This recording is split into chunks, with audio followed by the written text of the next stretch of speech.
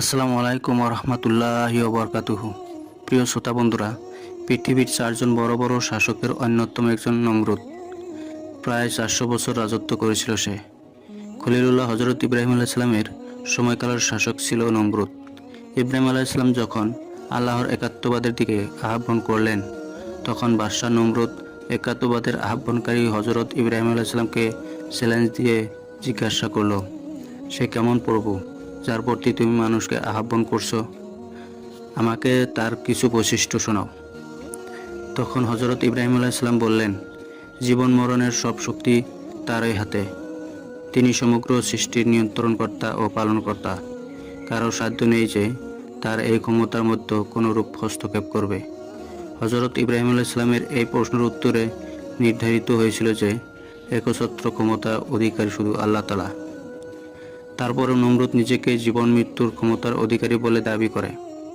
মৃত্যুদণ্ডপ্রাপ্ত দুজন কয়েদিকে ডেকে এনে একজনকে ফাঁসি আর একজনকে ক্ষমা করে মুক্তির নির্দেশ দেয়, আর বলে, আমি নিজেই মানুষকে জীবন দান করি এবং মৃত্যু ঘটাই। সঙ্গে সঙ্গে হজরত ইব্রাহিম আলাইহিসসালাম বললেন, জীবন মৃত্যুর বিষয়টি থাকুক, মানুষের সাধারণ পুজোর প্রতি খেয়াল করে তিনি বললেন, প্রকৃতির সাধারণ একটি ক্ষেত্রে তোমার শক্তি পরীক্ষা করে দেখাও। নমরুদ নিজেকে সূর্যদেবের অবতার মনে করত।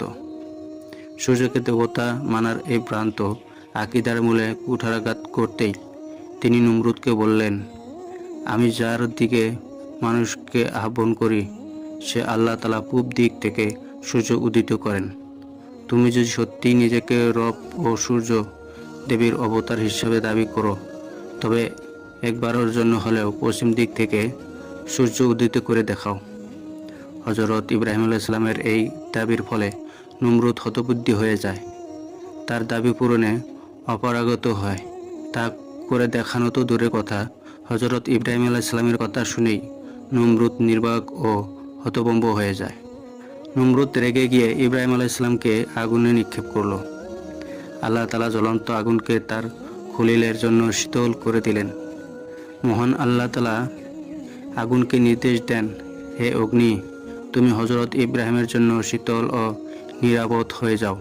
হজরত ইব্রাহিম আলাইহিসসালামের একাত্মবাদের আহ্বানের সাড়া না দিয়ে নমরুদ উল্টো আল্লাহ তাআলার সঙ্গে যুদ্ধ ঘোষণার দৃষ্টতা দেখিয়ে বাহিনী প্রস্তুত করল। এই ঘোষণার পর সে আকাশের দিকে তীর নিক্ষেপ করল। এই সময় হজরত ইব্রাহিম আলাইহিসসালাম দূরে আকাশের দিকে আঙ্গুল দিয়ে দেখালেন। দূরে কালো রঙের একটা মেঘ দেখা যাচ্ছিল। যখন সেটা কাছে চলে এলো, লাখ লাখ মশার গুন গুন শব্দে ময়দান মুখরিত হলো। কিন্তু নমরুদ অবজ্ঞার সুরে বলল, এই তো মশা, তুচ্ছ প্রাণী, তাও আবার নিরস্ত। এই সময়ের মধ্যে নমরুদের প্রত্যেক সৈন্যর মাথার ওপর মশা অবস্থান নিল। তাদের বুঝে ওঠার আগেই মশাগুলো তাদের নাক দিয়ে মস্তিষ্ক প্রবেশ করে, তারপর দংশন করা শুরু করলো।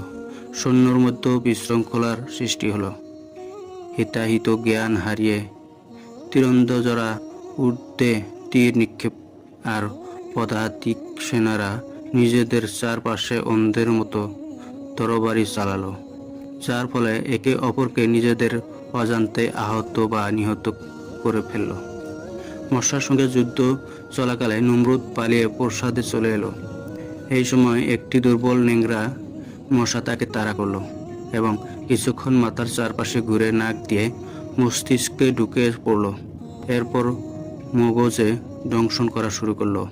নমরুদ যন্ত্রণায় অস্থির হয়ে উন্মাদের মতো প্রাসাদে প্রবেশ করলো এবং যন্ত্রণায় দিশাহারা হয়ে পায়ের জুতা খুলে নিজের মাথায় আঘাত করতে শুরু করলো। অবশেষে মাথা মৃত্যু আঘাত করার জন্য একজন সর্বক্ষণিক কর্মচারী নিযুক্ত করল নমরুদ। সুদীর্ঘ 40 বছর তাকে এই দুঃসহ যন্ত্রণা ভোগ করতে হয়েছিল। অবশেষে মাথার আঘাতের ব্যথায় নমরুদের মৃত্যু হয়।